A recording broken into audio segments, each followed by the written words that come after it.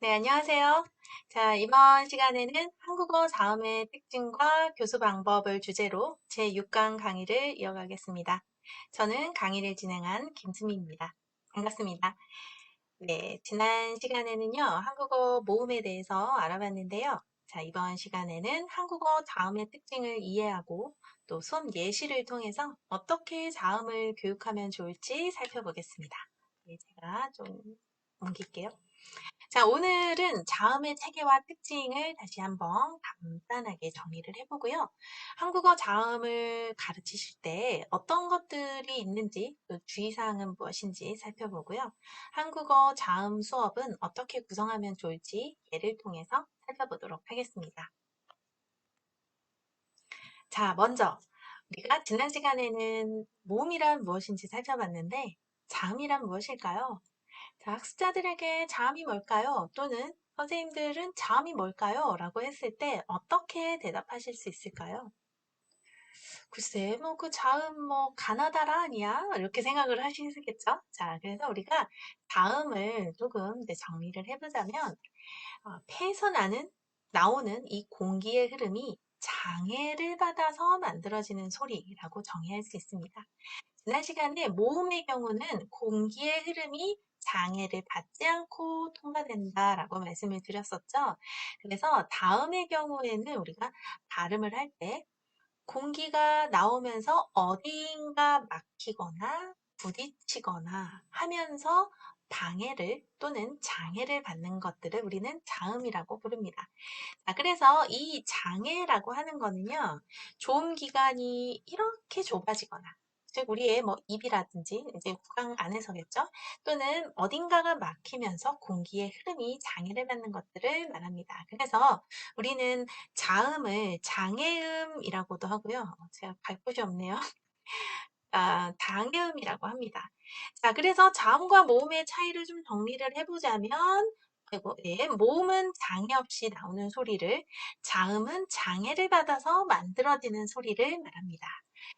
그렇다면 우리는 한국어 자음의 체계와 특징을 살펴보기 전에 한국어 자음은 어떻게 분류하는지 좀 알아보면 좋겠죠? 자, 한국어 다음을 분류하는 기준은 지금 화면에 보시는 것과 같은 세 가지입니다. 첫 번째, 좋은 위치. 어떻게 제가 따로 설명을 드리지 않아도 아시겠죠? 그래서 좋은 위치라고 하는 것은 그러니까 자음이라고 하는 것은 폐에서 나오는 기류가 방해를 받는다고 했죠. 자, 그렇다면 이 좋은 위치는 어디에서 좁아지거나 막히냐 이런 얘기죠. 좋은 방법은요. 바로 방해의 종류. 좀 쉽게 그냥 방해의 종류라고 썼지만 어떤 방해가 생기냐예요. 좁아지냐, 막혔다 터지냐 이런 것들이겠죠. 세 번째 이제 발성 유형입니다. 발성 유형은요, 바로 성대의 상태입니다. 우리가 성대는 볼 수가 없죠. 근데 느낄 수는 있어요. 그래서 우리가 이렇게 이야기를 할 때 이 목 밑부분을 잡고 이야기하게 되면 손에 떨림이 느껴집니다. 이게 뭐냐면 우리가 성대에 떨림이 동반이 되는 그런 소리들이 있어요. 대표적인 게 모음이에요. 그래서 아라고 했을 때는 이 손끝에 떨림이 느껴지는데 이게 성대가 진동을 하는 거죠. 자, 그런데 소리를 내면은요, 이 손에 아무 느낌이 나지 않으실 거예요. 왜냐하면 성대가 울리지 않는 소리거든요. 자, 그래서 이 세 가지에 따라서 우리는 자음을 분류하기도 합니다. 자, 네, 여기로 와야겠네요. 자, 어디로 가야 되나? 자, 한국어 자음을 분류할 때는요, 지금 말씀드린 것처럼 좋은 방법, 좋은 위치, 발성 유형 이렇게 분류를 하고요. 크게 보시면 일단 좋은 위치부터 보겠습니다.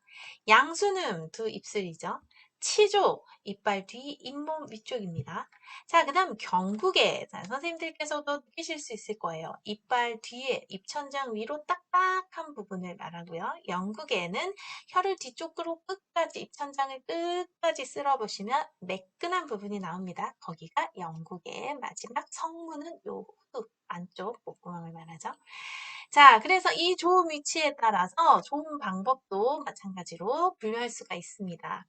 자, 제일 크게 분류하는 것은요, 장애음과 공명음입니다. 장애음은 아까 말한 그대로죠.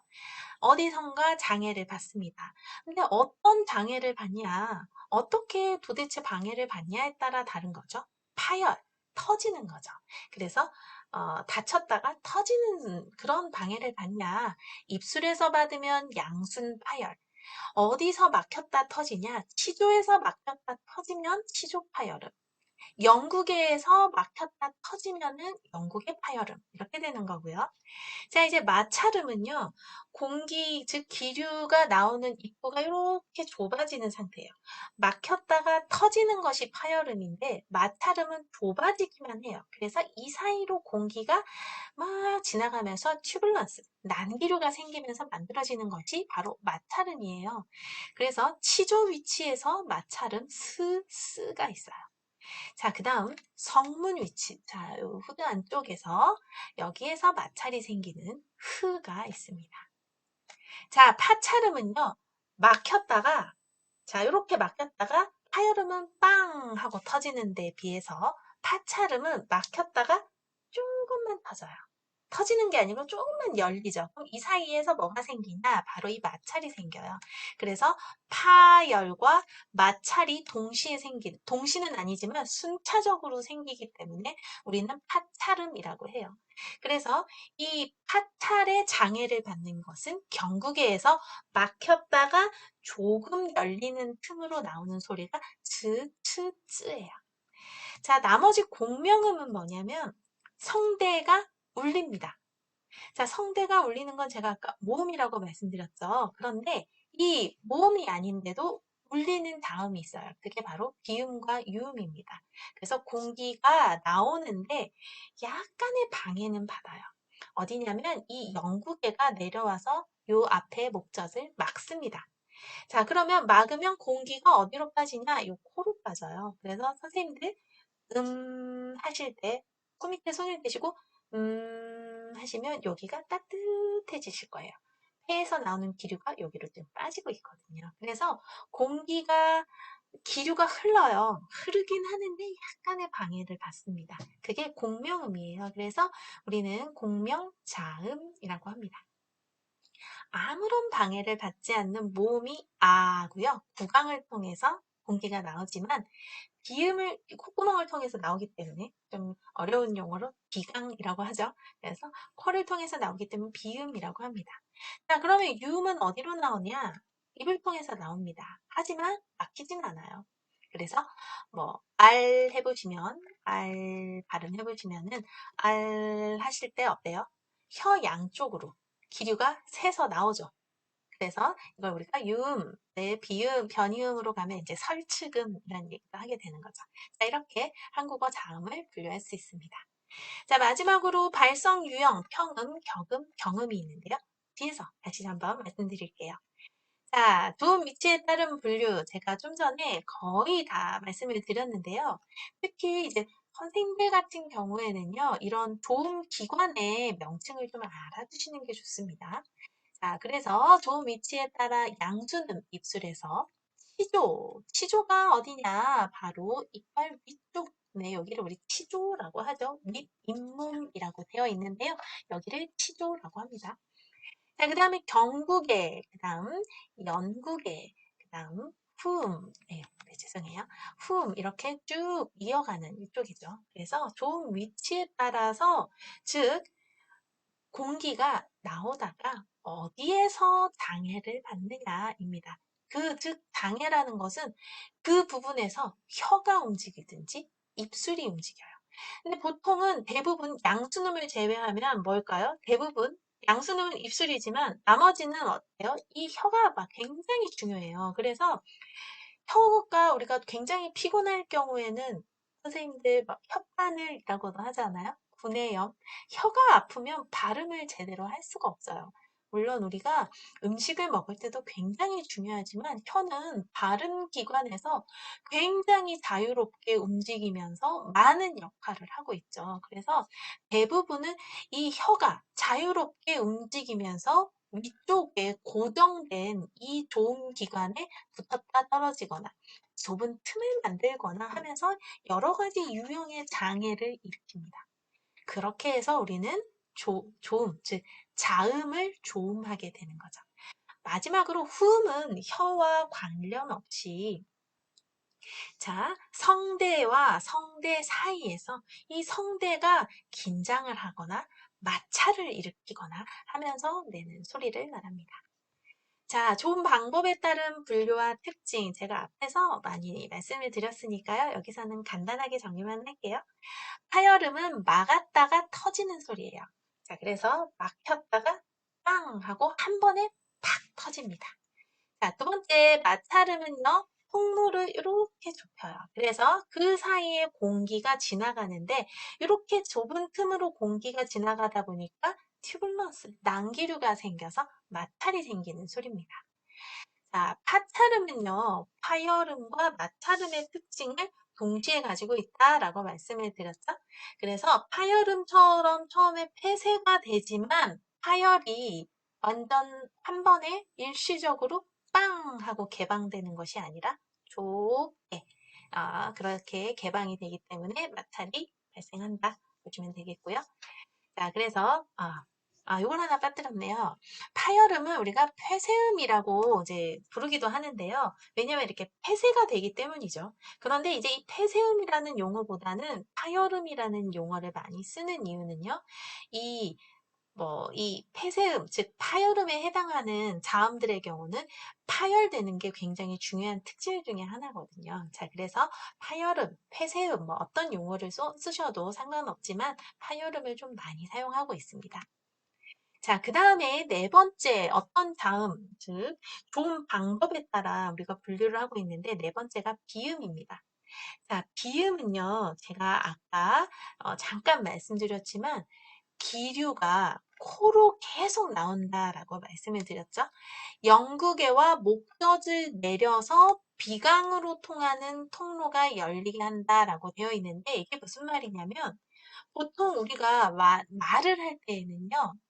말을 할 때에는 구강으로 보통 공기가 왔다 갔다 하게 되는 거죠. 자, 그래서 공기가 왔다 갔다 하지만 실제로 우리의 코하고 입은 안에 연결이 될 수 있잖아요. 그런데 이제 보통 이것을 막고 있어요. 구강으로 할 때는 비강 쪽을 막고 있습니다. 그래서 제가 이렇게 말을 하면서도 숨을 쉴 수 있는 이유는 비강 쪽으로, 입에서 비강으로 통하는 통로를 막으면서 숨을 거기로 이제 코로 왔다 갔다 하면서 쉬는 거거든요. 자, 그런데 비음을 발음할 때에는요, 영국의 목젖을 내립니다. 그걸 어떻게 할까? 네, 알 수 있습니다. 선생님들도 느껴보실 수 있어요. 천천히 앙가라는 발음을 해보세요. 목젖 어디쯤에 뭔가가 떨어졌다 붙었다 떨어졌다 붙었다 이걸 반복하시면 앙가 가 할 때 순간적으로 뭔가가 혀 끝에서 톡 떨어지는 느낌이 드시죠? 네, 바로 그겁니다. 그래서 목젖이 내려왔다가 막아서 앙 할 때는 코로 통하는 통로를 열리게 하고요. 가 할 때는 다시 닫아버려요. 자, 요게 바로 비음입니다. 자, 이 비음도요, 어디에서 막히느냐에 따라 달려요. 자, 양순 비음은 두 입술로 구강을 막아버려요. 하시면 막히시죠? 하지만 공기는 어디로요? 비강으로 계속 나가는 거죠. 그 다음에 안 해보시면, 안 하면, 안 하고 혀가 치조를 완전히 이렇게 시조가 여기 있으면 혀가 완전히 막죠. 그 다음에 여기에 공기가 갇혀 있는 게 어디로 가요? 코로 쭉 나오게 되는 거죠. 영국의 비음은 제가 아까 말씀드린 이 앙가를 하실 때 혀 뒤가 영국의 앞쪽에 붙어 있어요. 막은 상태에서 영국의를 내리고 그 목젖도 내려서 막는 거죠. 이렇게. 자, 그래서 비강으로 공기를 흘려보내는 거죠. 그래서 양순비음, 암 할 때가 사실은 구강과 이 비강에 여기 공간을 다 쓰니까 훨씬 울림이 많겠죠. 할 때 훨씬 많은 진동이 느껴집니다. 자, 마지막은 유음인데요. 유음은 흐른다 라는 이런 뜻입니다. 그래서 유음의 경우에는요. 아까 말씀드린 것처럼 알 해보시면 혀를 치조에 갖다 댄 채. 이게 뭐냐면 여기에 장애, 즉 방해를 하는 상태예요. 방해는 하고 있지만 혀 양쪽으로 공기가 이렇게 흘러요. 그래서 우리가 이걸 설치금이라고 하고요. 보통은 받침에만 있어요. 알 할 때. 자, 그런데 유음은 다른 건 몰라도 유음에서는 반드시 이 변이음에 대해서 알려주셔야 돼요. 변이음. 자, 표기는 문자는 하나지만 소리가 다르다라고 아마 제가 말씀드렸을 거예요. 그래서 선생님들이 예를 들어서 말소리라는 단어를 우리가 발음을 한다라고 했을 때요. 말 할 때는 설축음이 쓰입니다. 자, 그래서 이렇게 설축음이 쓰이지만 말소리 할 때는요. 이 리는 혀를 치조에 댔다가 떼서 공기를 흘려보냄이라고 되어 있지만 사실은요 탄서름의 경우에는 우리가 보통 뭐 일반적으로 단어에서는 R로 표시가 많이 되어 있지만 이 R 발음하고 탄서름은 전혀 다른 소리입니다. 그래서 R 발음에서는 혀가 뒤로 쭉 들어가요. R, 영어의 R 소리와 비슷한 거죠. 근데 이것은 한국어의 탄서름과 전혀 달라요. 한국어의 탄서름은 발음 기호 자체가 달라요. 그래서 우리가 이 발음 기호로 학습자들에게 제시하기보다는 특징을 알려주시는 거죠. 그래서 사실은 탄서름에 좋은 방법은 뭐랑 가깝냐면 파열음과 가깝습니다. 도움의 방법은 그래서 랄랄랄랄랄랄랄라 할 때처럼 혀가 됐다 떨어졌다 됐다 떨어졌다 하는데 순간적으로 닿았다가 떨어져요.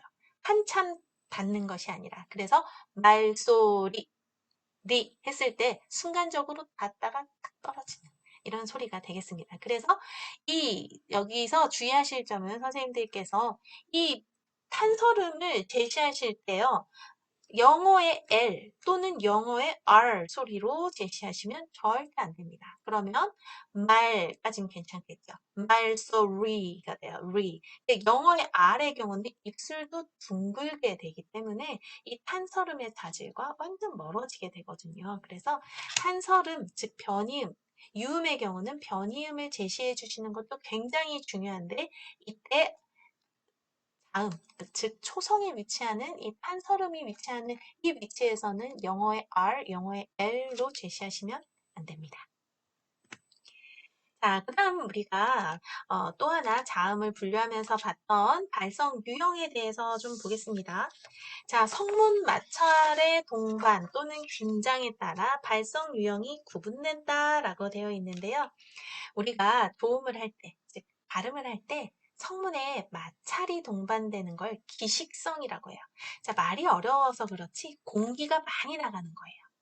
자, 선생님들 그 왜 학생들도 그렇고요. 좀 쉽게 예를 들자면 콜라, 뭐 사이다, 뭐 아니면 뭐 맥주 같은 거 마시고 탄산 같은 거 마시고 나면 어떻게 하세요? 하시잖아요. 이게 굉장히 성문의 마찰이 많이 동반이 되면서 이 우리 구강으로 굉장히 많은 공기가 한 번에 뿜어져 나와요. 하는 거죠. 이게 바로 기식성입니다. 자, 긴장성은요. 이 발음할 때 우리 눈에 보이진 않지만 이 안에 성대가 잔뜩 긴장하고 있다가 한 번에 소리가 땅 터지는 걸 말해요.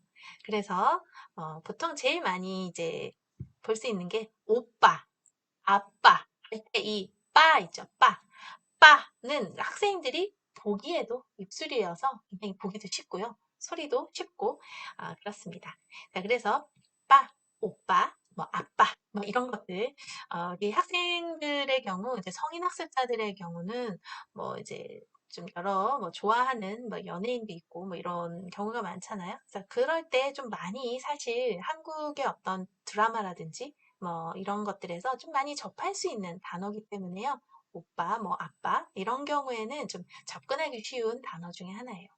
자, 그래서 이런 성대의 긴장이 동반되는 게 긴장성이에요. 근데 이 긴장을 우리는 스스로 느끼기 좀 어렵습니다. 이렇게 잡고 있어도요, 아빠, 오빠 할 때 이 긴장은 전혀 느낄 수가 없어요. 그래서 어렵습니다. 하지만 교육하기 어려울까요? 한 가지 팁을 알면 교육하기 쉽습니다. 자, 뒤에서 다시 말씀드릴게요.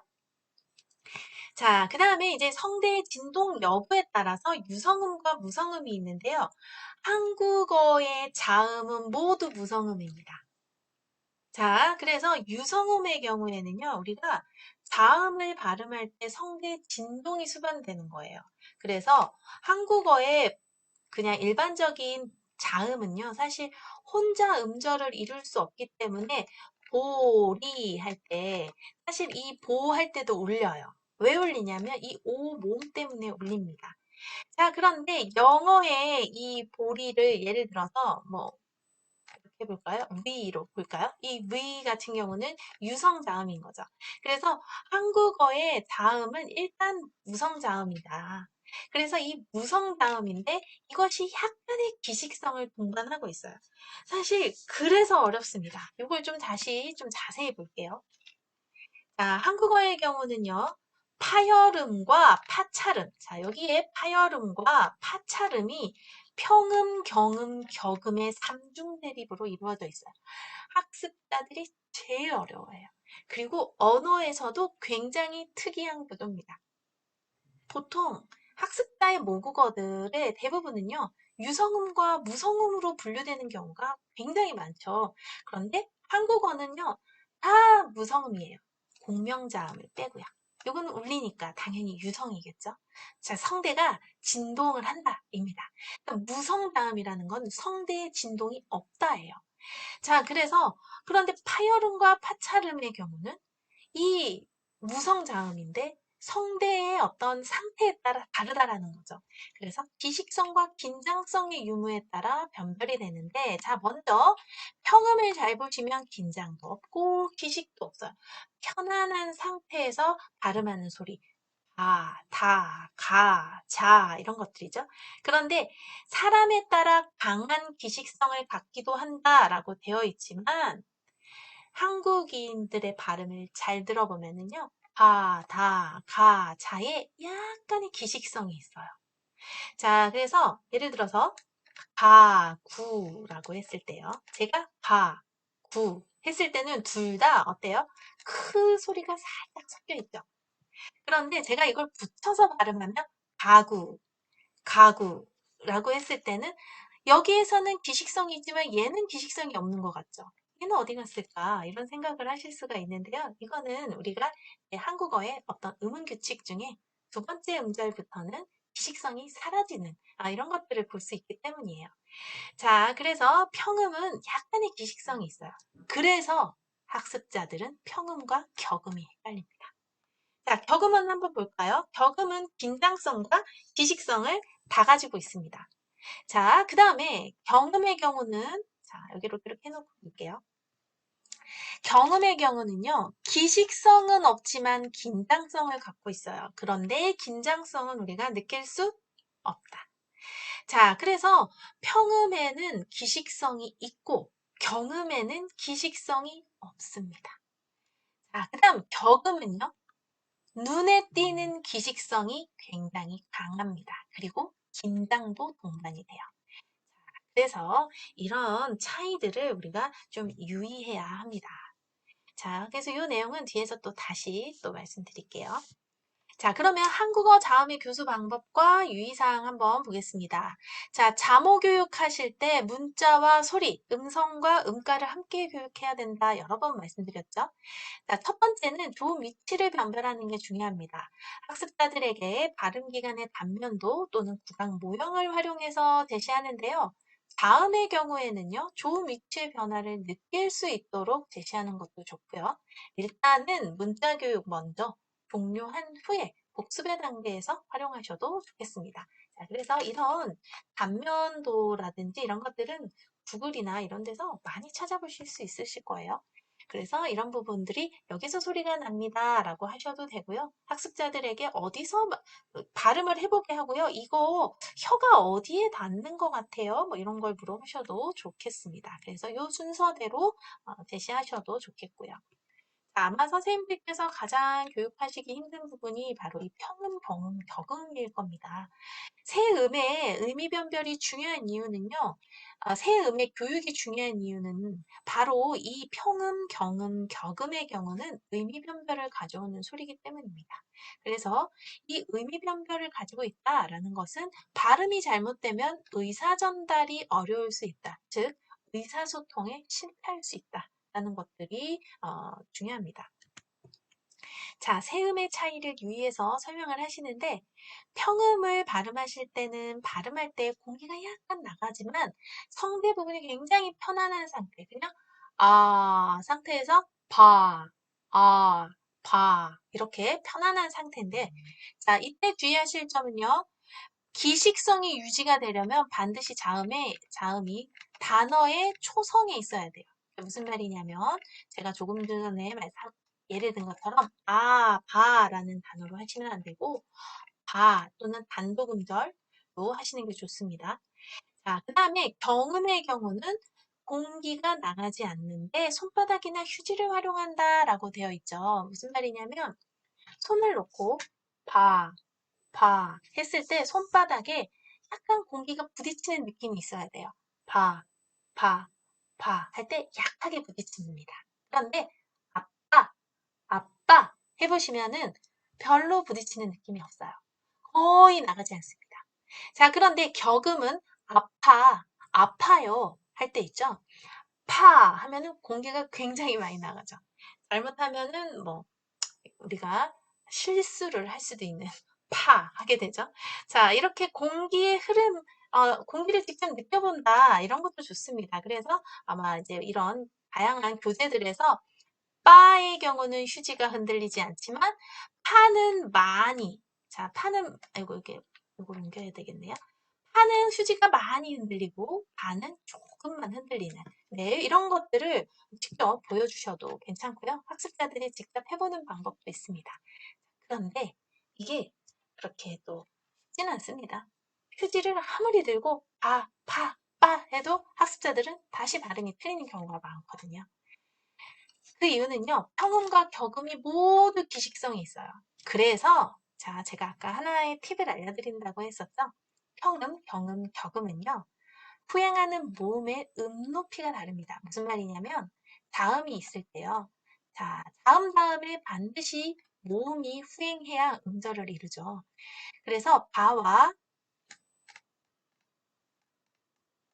바의 경우는 후행하는 모음의 높이가 달라진다라는 거죠. 높이는 말 그대로 음의 높이, 즉 피치를 이야기해요.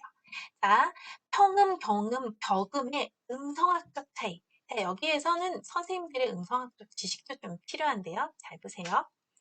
평음의 경우는 기식성이 있습니다.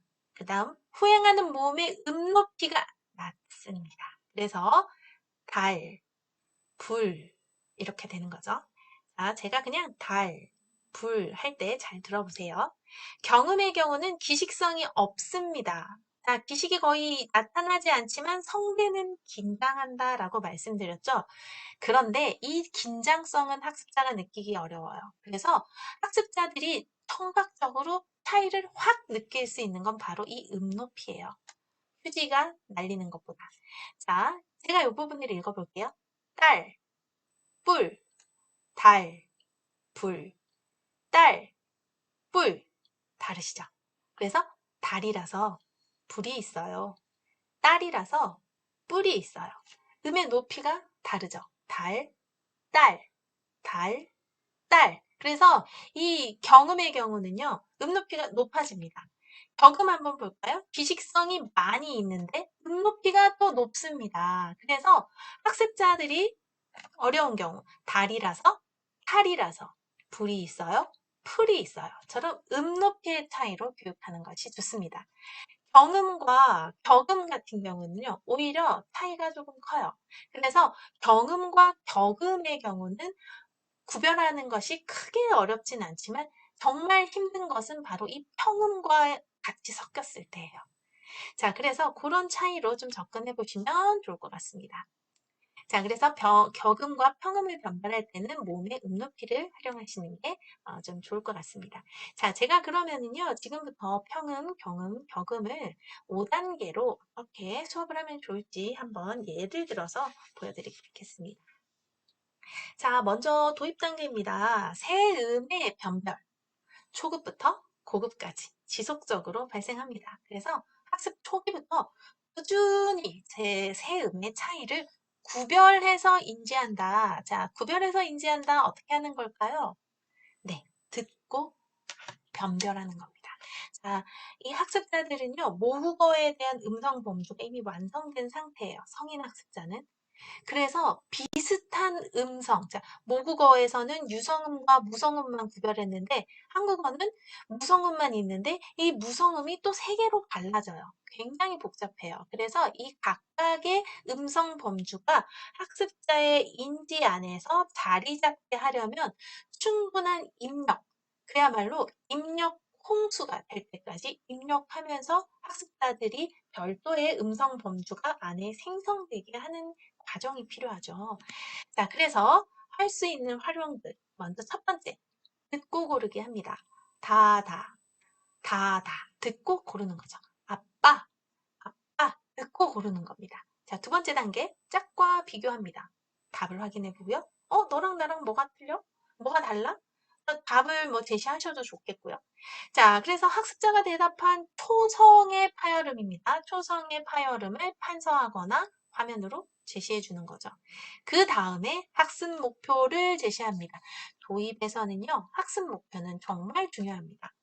그래서 학습 목표가 이후의 제시까지 자연스럽게 이어져야 되기 때문이죠. 그래서 새 음을 정확하게 듣고 발음하기를 학습 목표로 제시한 다음에 학습 내용을 제시합니다.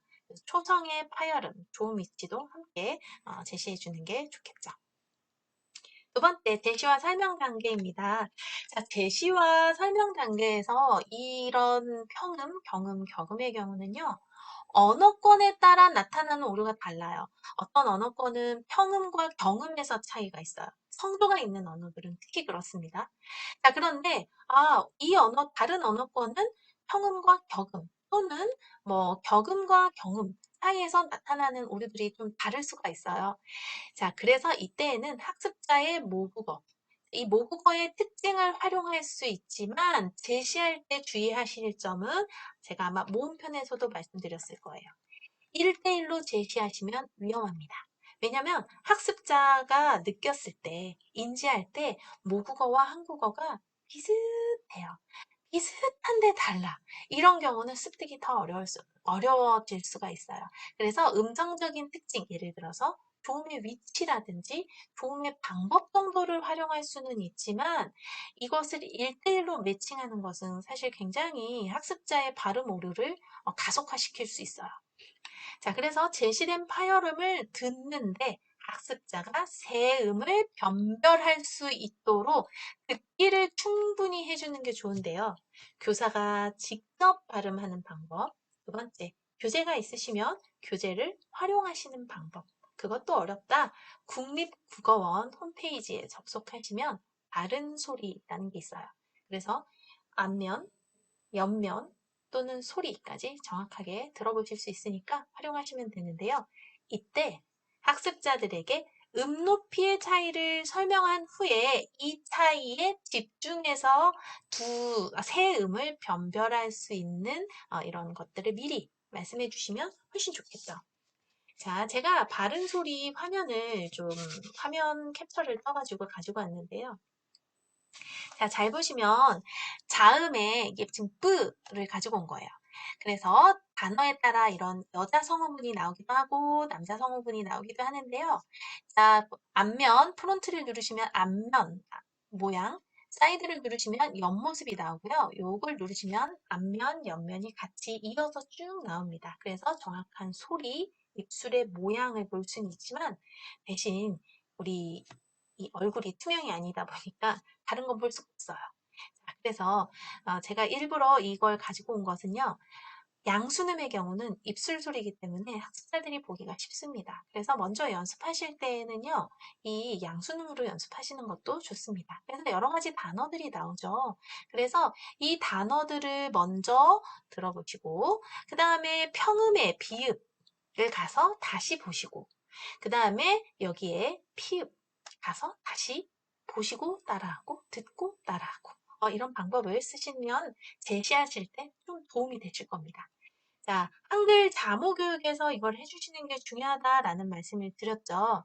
한국어의 음성을 처음 접하는 시기예요. 그래서 충분히 듣고 입력이 충분해야 돼요.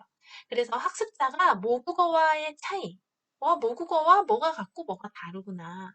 그래서 듣기 연습에 충분히 시간을 할애하셔야지 이때 너무 산출 연습을 많이 하시면 오류가 오히려 화석화되는 그런 단점도 있습니다.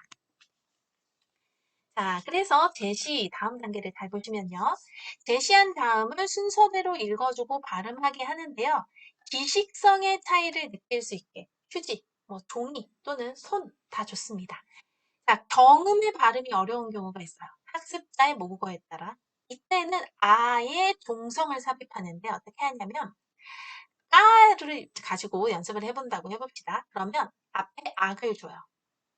악 한 다음에 발음하게 하는 거죠. 근데 이 사이에 1초 멈춤을 주는 거예요. 아까 마찬가지로 아따 아빠 이런 식으로. 자, 그래서 멈추는 동안 후두의 긴장을 느끼게 한다. 어렵습니다. 하지만 했을 때 그 느낌을 약간 기억할 수 있게 좀 연습을 해보는 거죠. 이 방법이 익숙해지면 까를 할 때 아까의 요 느낌을 생각은 해라. 대신 소리는 내지 마세요. 라고 했을 때 까 이렇게 되는 거죠. 여기도 소리는 안 내지만 여기서 살짝 따 해보는 거죠. 여기도 마찬가지입니다. 빠 이렇게.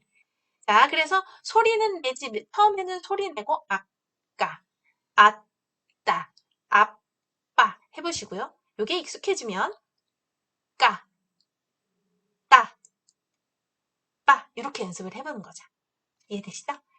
자, 그 다음에 이제 최소 대리버를 활용한다. 왜냐면 의미 변별을 가져오는 소리이기 때문이죠. 그래서 타다, 따다, 토끼, 도끼, 사다, 싸다, 타다, 사다, 싸다.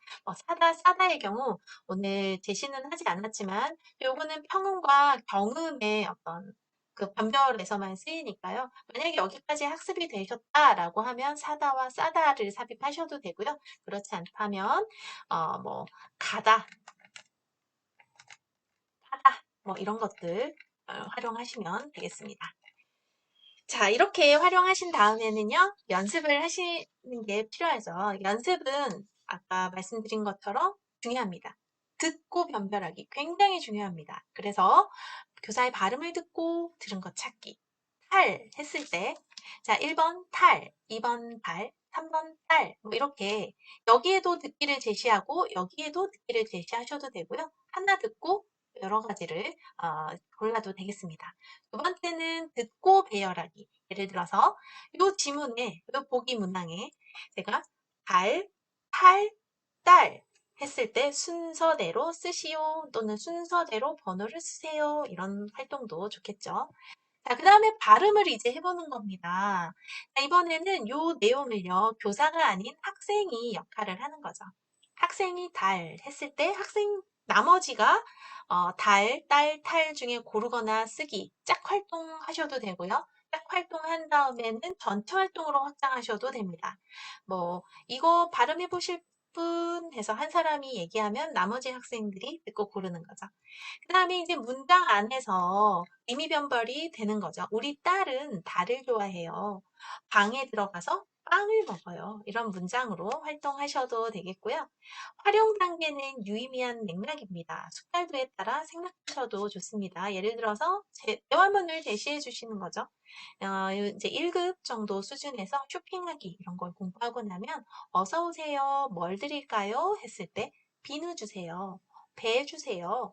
포도 주세요. 두부 주세요. 이런 것들을 활용해 보셔도 좋겠습니다. 자, 마지막 정리 단계에서는요. 교사가 학습자들의 어떤 교육 그 진행 상황을 보시면서 반복되는 오류가 있다면 이 부분을 전체 수정해 주시는 게 좋고요. 필요한 경우에는 과제를 부여하셔서 녹음해보기를 하셔도 좋겠습니다. 자, 이렇게 오늘은요, 한국어 자음의 체계와 특징, 교육에서 유의사항이 무엇인지, 또 5단계에 걸쳐서 평음, 경음, 격음의 수업 예시들을 좀 살펴봤습니다. 자, 한국어 자음과 모음은요, 발음 교육에서 정말 중요한 부분이고요. 특히 자음 모음 교육, 즉 자모 교육에서 굉장히 중요한 부분인데 제가 계속 강의 시간에 말씀드린 것처럼 듣기 활동의 어떤 중요성이 좀 많이 간과되는 부분이 있습니다. 또 하나는 선생님들의 어떤 의문론적, 음성학적 지식을 조금 활용할 수 있는 그런 수업을 구성하시면 학습자들의 어떤 발음 오류를 방지할 수 있는 그런 방법이 되기도 합니다. 자, 자모 교육, 특히 자음과 모음의 교육은 여기서 마무리를 하도록 하고요. 다음 시간에는 좀 유창한 한국어 발음을 위해서 한국어의 음절과 음 변동에 대해서 좀 살펴보도록 하겠습니다. 자, 오늘 강의는 여기서 마치겠습니다. 모두 수고하셨습니다.